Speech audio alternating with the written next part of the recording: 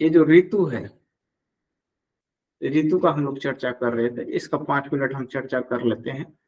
तो इस ऋतु में हमने खान पान के बारे में चर्चा किया। तो खान पान का जो कैसे ख्याल रखा जाए और कौन खाना खाया जाए, तो इसके बारे में भी चर्चा हो चुका है। अब खाना का कुछ उसमें आता है, जैसे विटामिन बी। आज थोड़ा बी के बारे में जो है ना, बी का सेवन करना बहुत जरूरी है इस ऋतु में। तो बी जो है ना, तो विटामिन बी जो है, तो वो पूरा पूरी जो है क्या है, विटामिन मिला के, जैसे B1 है, B2 है, B3 है, B4 नहीं है, B5 है, B6 है, B7 है, इसी तरह करते करते B9 नहीं है, 8 तक जाते हैं, 9 नहीं है, इसके बाद 12 आता है। तो इस सारे विटामिनों को मिलाकर जो है, इसको बोलते हैं विटामिन बी कॉम्प्लेक्स। उसको मिला के पूरे समूह को, पूरे ग्रुप को जो है ना, एक साथ विटामिन बी कॉम्प्लेक्स है। और या फिर ऐसे ही विटामिन 12 को भी कॉम्प्लेक्स ही कहते हैं। तो इसमें विटामिन B1, B2, ठीक है। तो B1, B2 के बारे में आज हम चर्चा करते हैं 5 मिनट। तो विटामिन B1 जो है, तो विटामिन B1 जो है वो किसमें पाया जाता है? जितने रसदार फल है उसमें विटामिन B1 मिलेगा। मछली, मांस, अंडा, ये सब में तो विटामिन B1 मिलेगा ही मिलेगा। लेकिन विटामिन B1 जो है, और मूंगफली है, इसमें भी विटामिन B1 मिलेगा, ठीक है। अच्छा, नारियल में मिलेगा कि नहीं? नारियल में भी कुछ मात्रा में विटामिन B1 है। तो विटामिन B1 जो है, इसके कारण क्या हो सकता है और इसके कमी के कारण आपके शरीर में क्या उत्पन्न हो सकता है, और इसके कमी को कैसे पूरा किया जाए? तो विटामिन B1 के कमी के कारण जो है, पूरा जो नर्वस सिस्टम है आपका, पूरा नर्वस सिस्टम ये गड़बड़ हो सकता है, ठीक है। तो ये जो डिसऑर्डर है, नर्वस सिस्टम में डिसऑर्डर पैदा कर सकता है। तो उसके लिए आप भरपूर मात्रा में विटामिन B1 का सेवन करें। तो विटामिन B1 का स्रोत जो है, स्रोत हम जो है बताते हैं तो एक तो, और उसके बाद जो है, एक तो फलों का नाम बताए, कोई भी रसदार फल जो खट्टा नहीं हो, ठीक है, उसका सेवन भरपूर मात्रा में करें। आज जो आप देख रहे हैं, खीरा देख रहे हैं, ककड़ी देख रहे हैं, तो इस सब का सेवन भरपूर मात्रा में करें। तो इससे जो है विटामिन B1 आपके शरीर में पूरा हो जाएगा।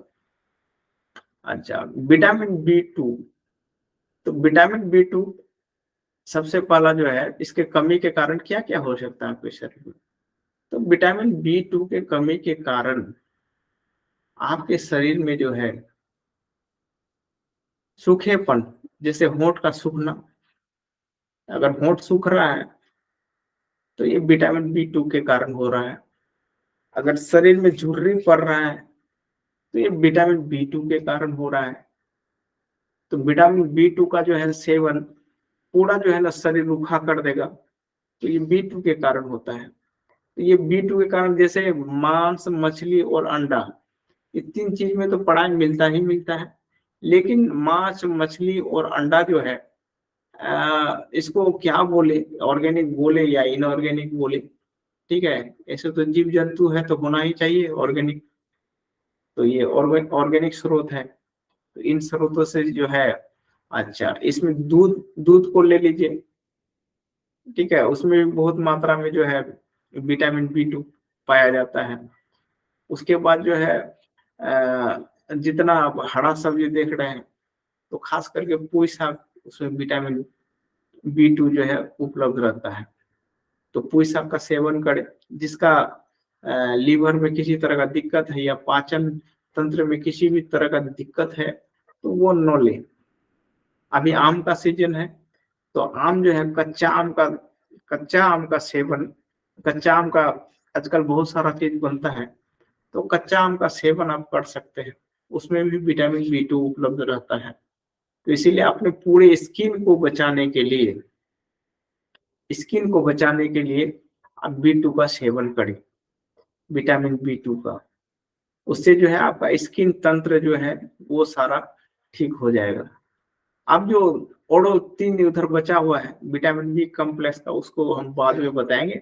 और 5-5 मिनट का हम इसका चर्चा करते हैं कि विटामिन हमारे जीवन में कि इसका क्या उपयोग है अगर विटामिन की कमी हो जाए।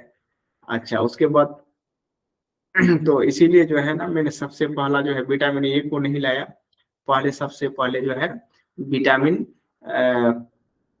बी कॉम्प्लेक्स को ही लाया। तो विटामिन बी कॉम्प्लेक्स पहला का विटामिन, उसके बाद दूसरा विटामिन ये आ गया। तो तीसरा विटामिन का चर्चा करेंगे, चौथा विटामिन होता नहीं है, और 5वां, 6ठा, 7वां, 8वां, 8वां के बाद जो है ना डायरेक्ट 9 नहीं होता, 10 नहीं होता है, 11 नहीं होता है, उसके बाद B12 होता है डायरेक्ट।